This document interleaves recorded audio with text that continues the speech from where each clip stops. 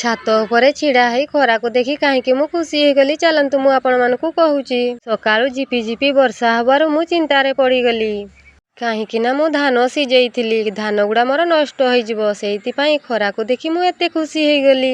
ଏବେ ଆଉ ମୋ ଧାନ ନଷ୍ଟ ହବନି। ସେଇଥିପାଇଁ ଶୀଘ୍ର ଶୀଘ୍ର ଯାଇ ଛାତ ଉପରକୁ ଝାଡ଼ୁ ମାରିଦେଲି। ଆଉ ଝାଡ଼ୁ ମାରୁ ମାରୁ ତାପରେ ଯାଇ ମୁଁ ଧାନ ଗୁଡ଼ାକୁ ନେଇ ଆସିଲି।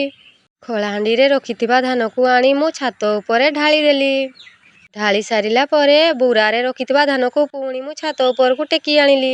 ବୁରାର ଧାନ ଗୁଡ଼ାକୁ ମୁଁ ଢାଳି ଦେଇ ତାକୁ ଭଲ ଭାବରେ ମେଲିଦେଲି। ତାପରେ ମୁଁ ଧାନ ଶୁଖେଇବାରେ ଲାଗି ପଡ଼ିଲି। ଚାରିଆଡ଼େ ମୁଁ ଧାନ ଗୁଡ଼ାକୁ ମେଲିବାରେ ଲାଗି ପଡ଼ିଲି। ତାପରେ ଧାନ ଘାଣ୍ଟୁ ଘାଣ୍ଟୁ ମୋ ପୁଅ ଆଣି ତରଭୁଜ ଦେଉଛି, ମା ତରଭୁଜ ଖାଅ। ତାପରେ ମୁଁ ତାକୁ ମନା କଲି, କହିଲି ମୁଁ ଏବେ ଖାଇପାରିବିନି, ମୁଁ ଧାନ ଶୁଖେଇବାରେ ବ୍ୟସ୍ତ ଅଛି। କାହିଁକି ନା ଏତେ ଖରା ହେଉଛି, ତାପରେ ବର୍ଷା ହେଲେ ମୋ ଧାନ ଶୁଖିବନି, ନଷ୍ଟ ହେଇଯିବ। ଆଉ ଏପଟେ ଟିକେ ଚାହଁ, ଆମ୍ବ ଗଛ ଉପରେ ପାରା ଗୁଡ଼ିକ କେମିତି ବସିଛନ୍ତି। କାହିଁକି ନା ସେମାନେ ଦେଖୁଛନ୍ତି ମୁଁ ଧାନ ଶୁଖେଇଛି। ମୁଁ ଘରକୁ ଗଲେ ସେମାନେ ଆସି ଛାତ ଉପରେ ଧାନ ଖାଆନ୍ତି, ଆଉ ମୋତେ ଦେଖି ଉଠିଯାଆନ୍ତି ଗଛ ଉପରେ। ତାପରେ କିଛି ସମୟ ଧାନ ଶୁଖେଇଲା ପରେ ମୋ ଧାନ ଶୁଖିଗଲା। ଆଉ କେତେ ବଢ଼ିଆ ଶୁଖିଛି ଦେଖନ୍ତୁ। ଆଉ ମୋ ଜମା ନଷ୍ଟ ହବନି। ଖରା ଦେଲାରୁ ମୋ ଧାନ